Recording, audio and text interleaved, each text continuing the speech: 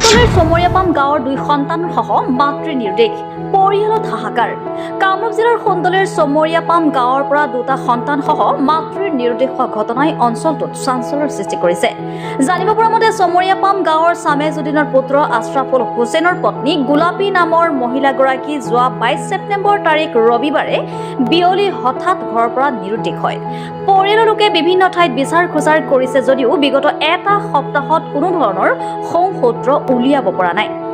অৱশেষত আজি পৰিয়ালৰ লোকে সোণতলী আৰক্ষী চকীত মহিলাগৰাকীৰ সন্ধানহীন হোৱাৰ সম্পৰ্কে এক গোচৰ ৰুজু কৰে আৰু মহিলাগৰাকী এগৰাকী 4 বছৰীয়া কন্যা সন্তান আৰু এজন এবছৰীয়া পুত্ৰ সন্তানসহ সন্ধানহীন হৈ থকাৰ ঘটনাই এতিয়া পৰিয়ালৰ মাজত এক হাহাকাৰ অৱস্থাৰ সৃষ্টি কৰিছে।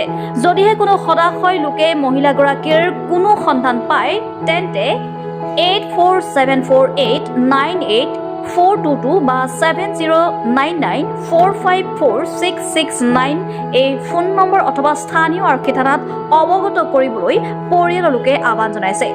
মানে যোৱা দেওবাৰৰ দিনা আবেলি 4:30মান বজাত তাৰ ছোৱালী এটা 4 বছৰীয়া ছোৱালী এটা আৰু 1 বছৰীয়া ল'ৰা এটা লগত লৈ সি নিৰুদ্দেশ হৈ গৈছে। এতিয়া আমি ওচৰে পাঁজৰে যিমান গাঁও আছে গোটেই গাঁৱতে আমি মানুহ লগাই পিনে খোঁজ লৈছোঁ, ক'তো পোৱা নাই। আৰু যিমান আলহী ঘৰ আছে আমাৰ গোটেই আলহী ঘৰতো আমি খোজ কৰিছোঁ, তাতেও পোৱা নাই।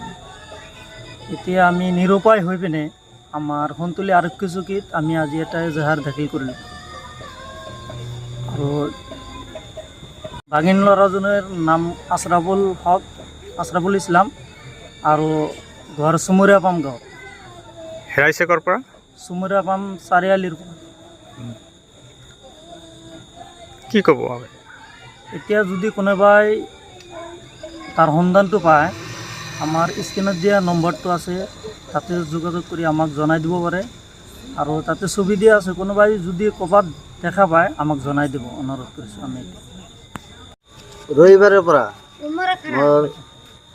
আমার ভাগনা বউ 4টা বাজে হারানি গেছে। একটা 4 বছরিয়া মেয়ে আছে হাতে আর একটা 1 বছরিয়া পোলা আছে। আজকে 4-5 দিন 6 দিন হয়ে যায়, পাই না। খুব বৃষ্টিবাড়ি, খুব জায়গায় জায়গায় ঘুরলাম, পাইলাম না। তারপরে আঙ্গুর সোণতলী থানায় ইজাহার দিছে। ইজাহার দিয়া আর আমার ফোন নম্বর দেওয়া আছে স্কিমের, যদি কোনোবাই পায় তাহলে আঙ্গুর হাতে যোগাযোগ করলে আমরা যে নিয়াম। ক'ৰ পৰা হেৰাইছে? সোণতলী চমৰীয়াপাম গাঁৱৰ পৰা। ঘৰৰ পৰা হাৰাইছে। মোৰ ভাগিনটো ঘৰত নাই, বহুত দূৰত দিছে। সোণতলীৰ পৰা আবুল হাছিমৰ ৰিপৰ্ট, আসাম লোকেল নিউজ।